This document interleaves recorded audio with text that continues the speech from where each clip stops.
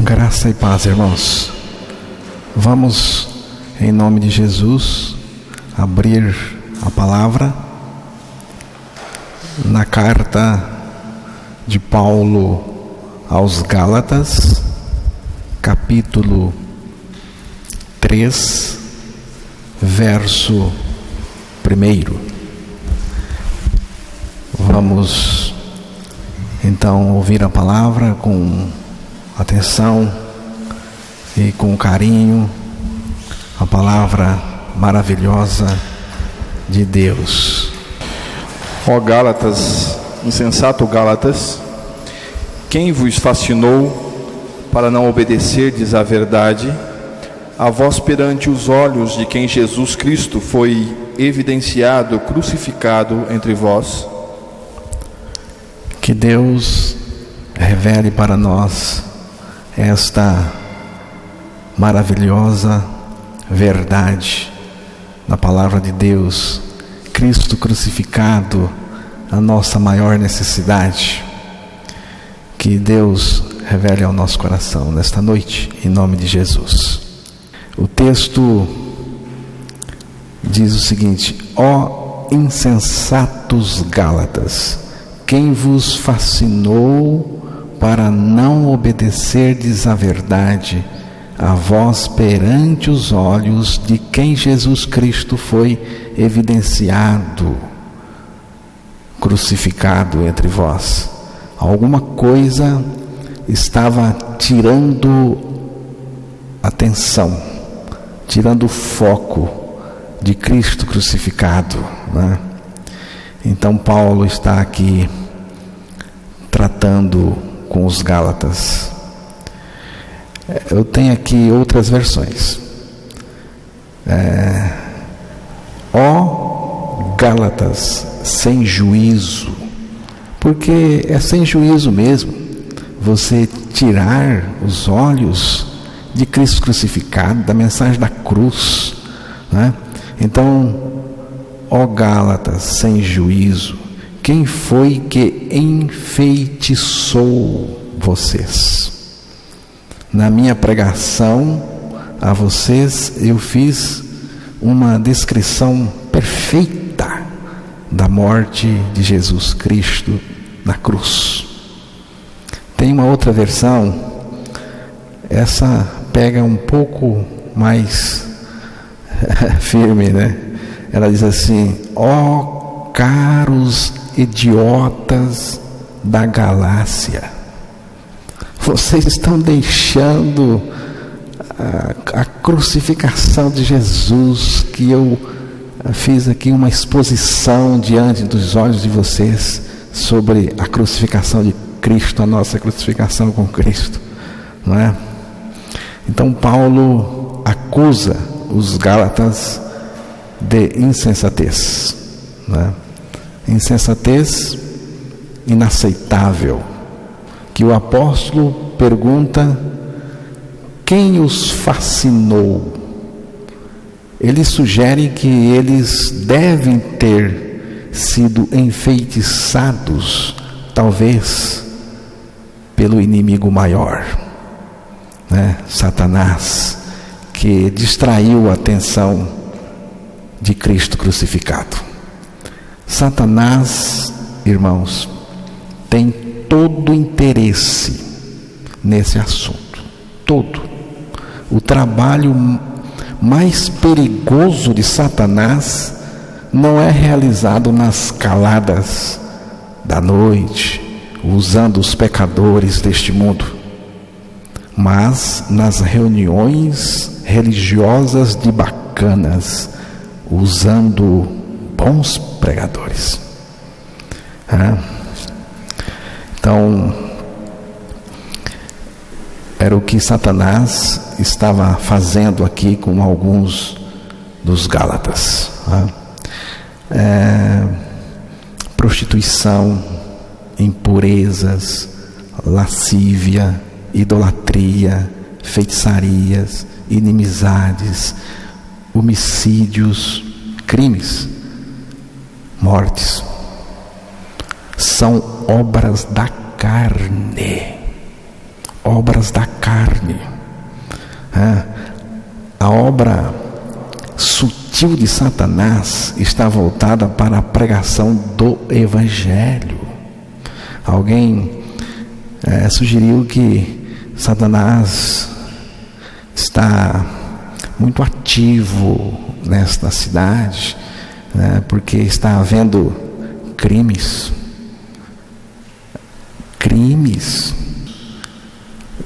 É coisa da carne do homem.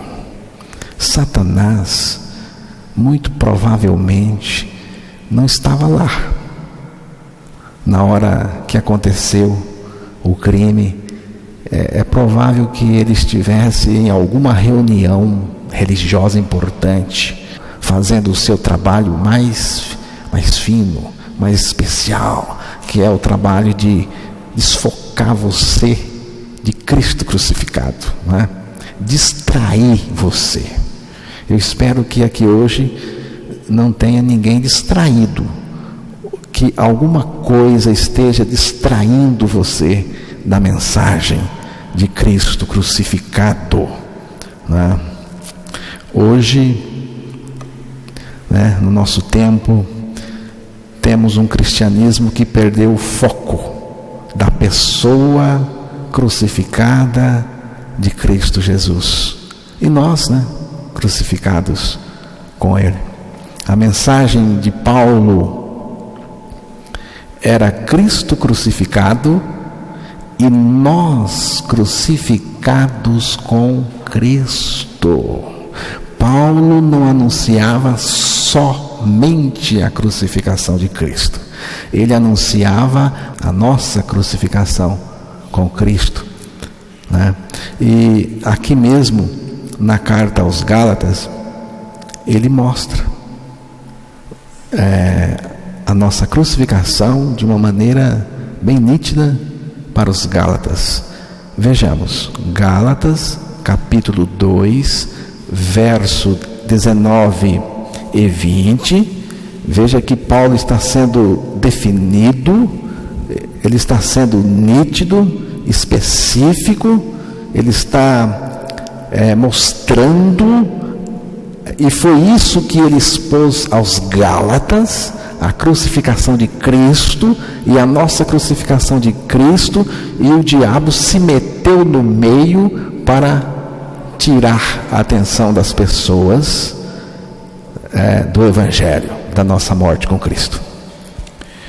Porque eu, pela lei, estou morto para a lei, para viver para Deus. Já estou crucificado com Cristo, e vivo não mais eu, mas Cristo vive em mim. E a vida que agora vivo na carne, vivo-a pela fé do Filho de Deus, o qual me amou e se entregou a si mesmo por mim. Você vê, Paulo foi sem rodeios, ele foi direto ao assunto. Eu estou crucificado com Cristo, morremos com Cristo. Gálatas 5:24, ele continua mostrando a nossa crucificação com Cristo. E os que são de Cristo crucificaram a carne com as suas paixões e concupiscências. Você vê, os que são, os que estão, são e estão em Cristo, crucificaram a carne, a natureza. Capítulo 6, o versículo 14. Mas longe esteja de mim gloriar-me a não ser na cruz de nosso Senhor Jesus Cristo, pela qual o mundo está crucificado para mim e eu para o mundo. Você vê, Paulo está mostrando duas crucificações. Ele fala da crucificação de Jesus, crucificação de Cristo, e ele fala da nossa crucificação com Cristo. É três, É três, porque ele fala da crucificação do mundo. Cristo morreu, eu morri e o mundo morreu para mim também. Então, irmãos, é a pregação de Paulo, né? Era a mensagem do apóstolo Paulo. A moda hoje, veja bem, a moda hoje é tornar o evangelho atrativo, divertido, para que as pessoas gostem dele. É a moda hoje, é a prática. Temos que tornar o evangelho divertido, né? Atrativo, para que as pessoas gostem do evangelho, daquilo que estamos pregando. Tem que atrair a atenção dos pecadores.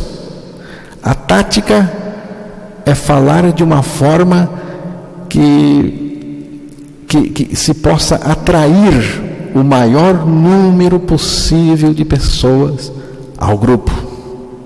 Tem que atrair o doente, tem que atrair o jovem, tem que chamar a atenção do velho, tem que atrair a atenção do empresário, do competidor, do investidor.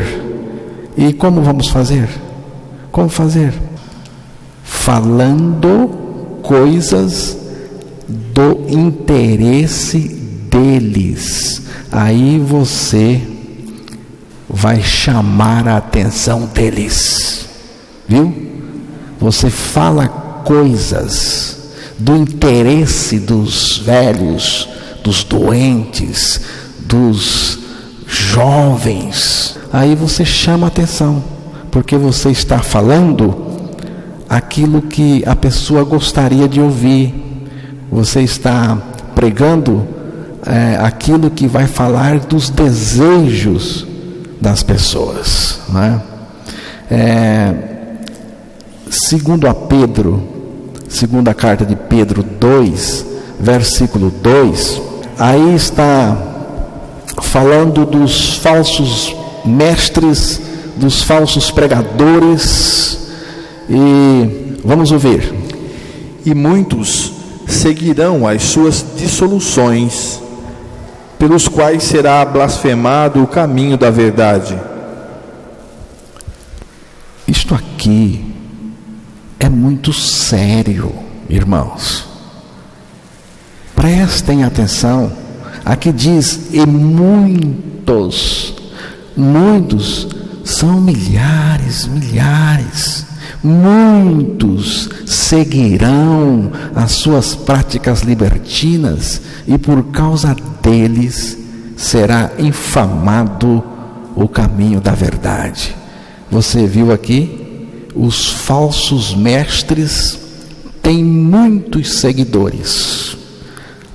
Onde tem falso mestre, falso pregador, falso pastor, falso padre, falso, né? Você vai ter muita gente. Ou a palavra de Deus está mentindo, porque ela diz aqui que muitos seguirão os falsos, os pregadores enganosos, não é? Então os falsos mestres têm muitos seguidores, muita gente vai atrás deles. Nesse ponto, a culpa não é só dos falsos mestres, mas o povo também é culpado. Os falsos mestres enganam, mas o povo gosta de ser enganado. 2 de Timóteo, capítulo 4, verso 3 e 4. Vamos ouvir a leitura aí, depois eu vou também ler aqui em outra versão. Porque virá tempo em que não suportarão a sã doutrina, mas, tendo comichão nos ouvidos, amontoarão para si doutores conforme as suas próprias concupiscências, e desviarão os ouvidos da verdade, voltando às fábulas. Você entendeu? Eu vou ler aqui em outra versão, para você entender melhor ainda, porque chegará uma época, e eu creio que já é a nossa época, quando as pessoas não ouvirão a verdade, não ouvirão a verdade, mas andarão de um lado para o outro, procurando mestres que lhes digam apenas aquilo que desejam ouvir. Não é assim, irmão? Não é assim? As pessoas correm às igrejas procurando a melhor, não é? Aquela igreja que fala o que eles gostam de ouvir. Não ouvirão a verdade da palavra de Deus. Está escrito: não ouvirão a verdade da palavra de Deus, mas seguirão alegremente suas próprias ideias desorientadas. Os falsos mestres são bem-sucedidos com as pessoas que não querem o Evangelho, mas que em nome da religião desejam conseguir tudo o que os seus corações pecaminosos desejam. Por isso, seguem os falsos mestres em massa. Segue em massa. Essas pessoas estão indo atrás dos seus próprios desejos, que são os mesmos desejos dos falsos mestres, não é? Então, irmãos, eu digo o seguinte, que essas pessoas não são vítimas de falsos mestres, não são, porque elas querem o que eles querem, por isso se agregam, não é, a eles. Então eu digo o seguinte: falso mestre e o povo enganado, tanto um como o outro farelo do mesmo saco, não é? Tem a mesma natureza, não querem nada com a verdade da palavra de Deus. Jesus disse algo muito sério em Mateus 24, versículo 24. Jesus coloca ali algo que merece a nossa atenção, que você deve analisar, você deve considerar. Porque surgirão falsos cristos e falsos profetas, e farão tão grandes sinais e prodígios que, se possível fora, enganariam até os escolhidos. Você vê? Porque surgirão falsos cristos, falsos profetas, e farão tão grandes sinais de prodígios e prodígios que, se possível fora, enganariam até os nascidos de novo. Você vê como uma coisa é feia? Se possível fora, enganariam até os escolhidos. Significa que os escolhidos de Deus não serão enganados, porque o desejo que predomina em um escolhido de Deus é Cristo somente. Você vai já descobrir se você é um escolhido de Deus, porque se você deseja só Cristo e nada mais, porque o desejo que predomina no coração, que toma o coração de um escolhido, de um eleito, é Cristo somente. Cristo vive nos seus escolhidos, dando-lhes segurança total. A questão é a seguinte: como ser um escolhido de Deus? Quem são os escolhidos de Deus? Aqui tem um debate muito grande, né? Mas eu digo o seguinte: como ser um escolhido de Deus? Eu vou responder: crendo nestas verdades da palavra de Deus. Se você crê, é um escolhido. Que verdade? Cristo com muito amor nos atraiu para si. E eu, quando for levantado da terra, isto é, na cruz, atrairei todos a mim mesmo. João 12:32. E fomos mortos no corpo de Cristo na cruz. Também vós estáis mortos pelo corpo de Cristo, diz a palavra, Romanos 7:4. E fomos ressuscitados com Cristo, e nos ressuscitou com Ele, Efésios 2:6. E agora Cristo vive em nós. Estou crucificado com Cristo, logo não sou eu quem vive, mas Cristo vive em mim. Deus escolhe assim. Foi assim que Jesus me escolheu. Não é? Você também pode ser um escolhido, se ainda não é. Basta crer sua morte e ressurreição juntamente com Cristo. Com esta experiência, você terá certeza da sua regeneração e poderá confessar sem medo que você é um escolhido de Deus, é um eleito de Deus, e não será enganado por falso profeta nenhum que está cheio o mundo. Alguém me sugeriu que eu fizesse uma média com as pessoas, viu? Satanás está por trás, evidente, porque eu conheço a conversa dele.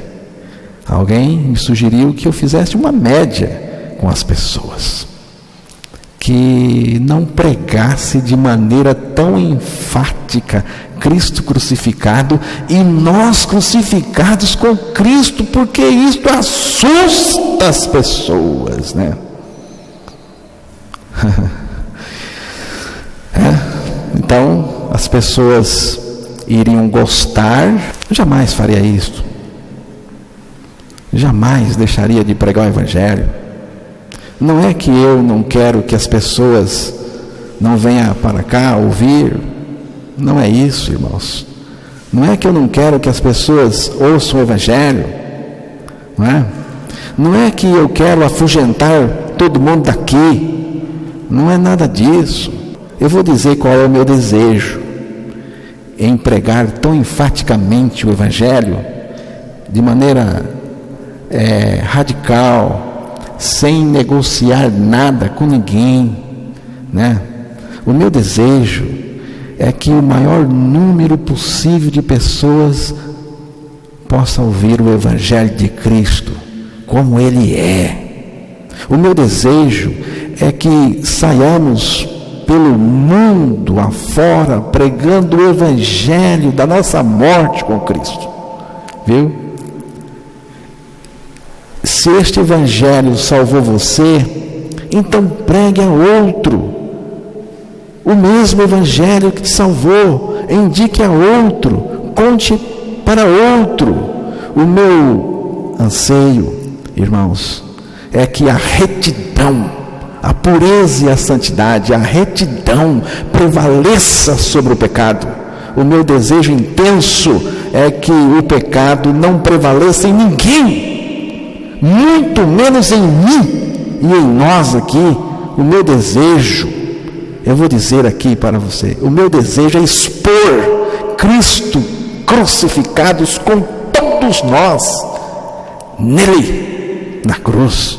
O meu desejo é que as pessoas conheçam a sua atração, identificação em Cristo e morram com Ele e vivam por meio dele. O meu desejo é que cada pessoa que ouvir o Evangelho creia e confesse o seguinte: estou crucificado com o Cristo e vivo não mais eu, mas Cristo vive em mim.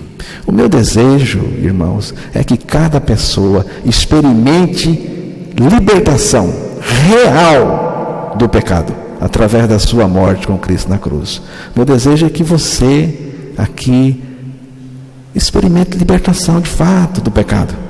através da sua morte com Cristo lá na cruz. E jamais deixarei de pregar o Evangelho, e apenas o Evangelho.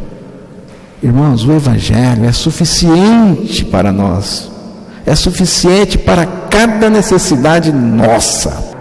Deus tem um propósito maravilhoso para cada um de nós: a acabar com a nossa vida pecadora, crucificando-nos em Cristo, para nos levar a esta condição: não mais eu, mas Cristo em mim. Nisto está o tudo de Deus para nós. Alguém disse que na palavra de Deus tem muitas mensagens, que Deus tem muitos assuntos. Não, eu digo que não. Deus só tem um assunto. O assunto de Deus chama-se Cristo. E a igreja de Cristo tem só um assunto. E o assunto da igreja de Cristo chama-se Cristo mesmo.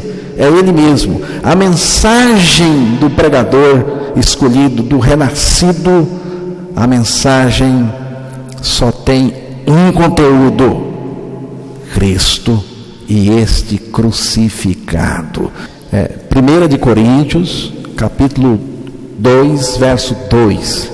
Porque nada me propus saber entre vós, senão a Jesus Cristo e este crucificado. Aqui está. Porque nada me propus saber entre vós, senão a Jesus Cristo e este crucificado. Irmãos, porque essa decisão por uma coisa só? Porque Paulo diz aqui: porque nada me propus saber entre vós, senão Jesus Cristo e este crucificado. Quer dizer, Paulo não queria saber de nada mais, apenas Cristo e este crucificado. Por que uma decisão por uma coisa só? Por que essa atitude tão radical, obstinada, afunilada? Por quê? Por uma coisa só?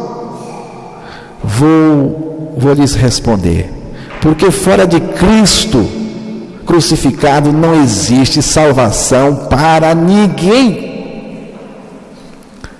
Neste Cristo crucificado, Deus nos crucificou e nos libertou do pecado, a fim de colocar em nós a vida preciosa, a vida do seu Filho Jesus Cristo.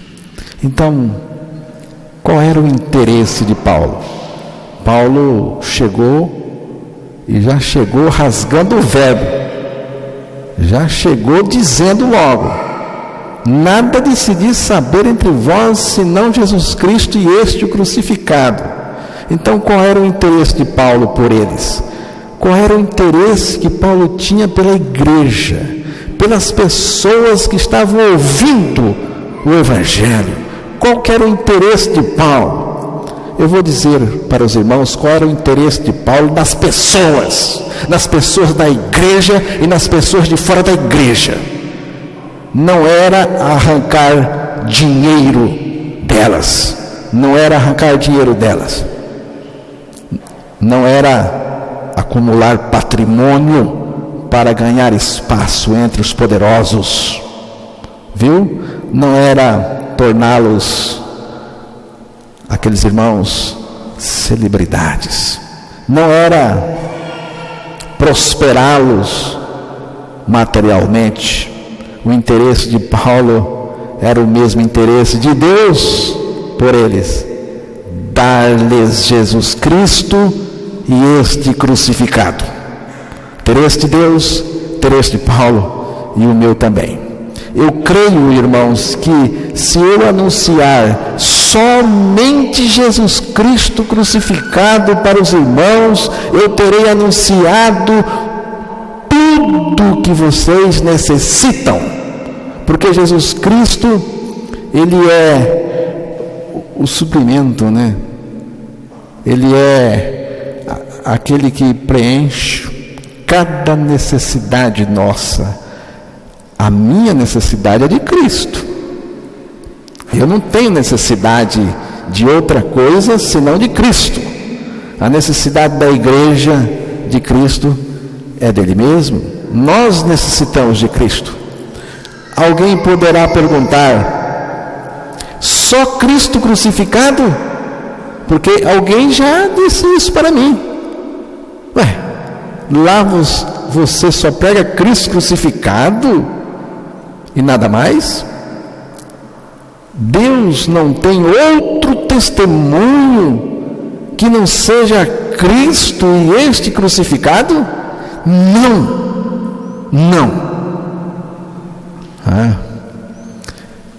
Mas não é muito radical? É radical, é muito radical, mas é também a verdade de Deus.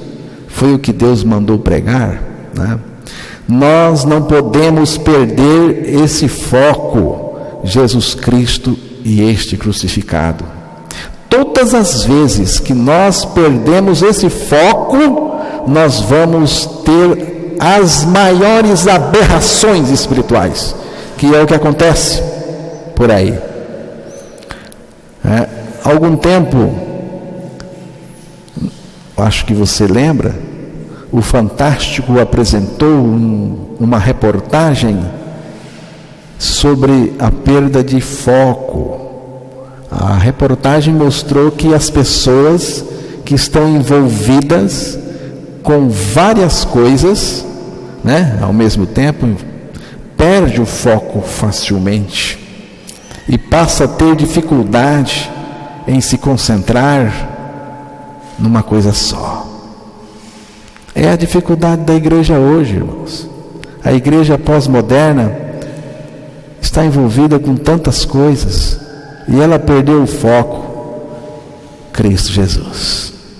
Então, eu olho para Cristo crucificado e vejo todos os meus pecados aniquilados. Quando eu olho para a cruz, para Cristo crucificado, o que é que eu vejo? Eu vejo todos os meus pecados destruídos, aniquilados. Eu me vejo, porque eu não vejo só pecado, não. Eu me vejo crucificado com Cristo. Eu vejo o perdão eterno de Deus para mim.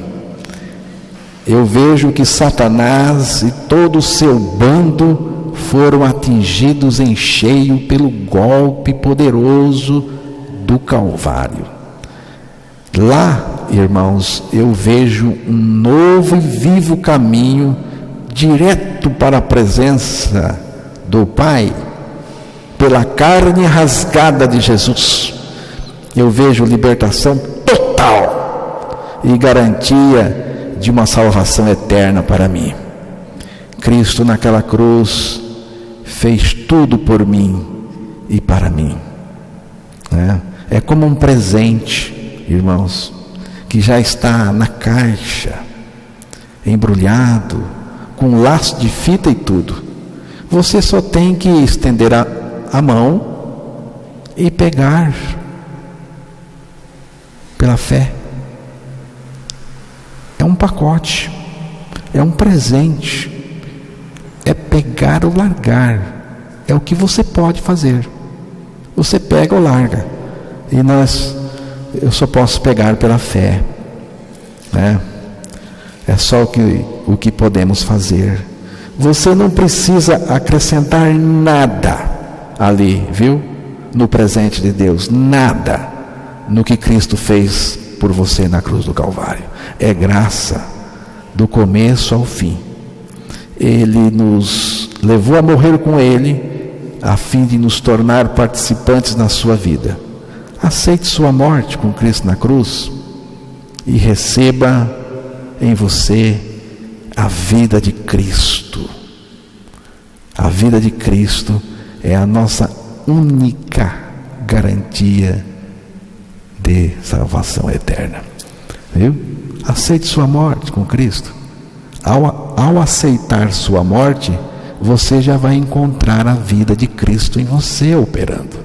Se você já tem a vida de Cristo, se você já tem, e eu creio que você tem a vida de Cristo, você está ouvindo aqui, confessa, então se alegre. Se você tem a vida de Cristo, viva para o louvor do Pai, viva alegre, pregue o Evangelho, passe para frente o remédio que Ele curou. Se não tem, aceite sua morte. Ao aceitar sua morte, a vida de Cristo já aparece em você, ela já entra em você e já começa a operar, começa a se manifestar de uma maneira maravilhosa. A vida de Cristo se manifesta. Onde ela está, ela tem que aparecer. Se a vida de Cristo está em você, ela tem que sair, ela tem que raiar, ela tem que emanar, ela tem que se manifestar. Ela sai nem que seja pelos poros. Jesus não falou que não pode esconder uma luz? Não pode esconder uma cidade sobre o monte? Não pode esconder uma luz? Não tem como escondermos aqui estas lâmpadas, a luz. Não tem jeito. A vida de Cristo não é luz? Ela não é a luz dos homens? Jesus não é a luz do mundo? A vida de Cristo não é luz? Não está em você? Então ela tem que iluminar. E ela ilumina nas trevas. Quanto mais trevas pela frente, melhor será. Pode aparecer o que quiser. O inferno todo. A vida de Cristo se manifesta. A vida de Cristo é maravilhosa, irmãos. Amém?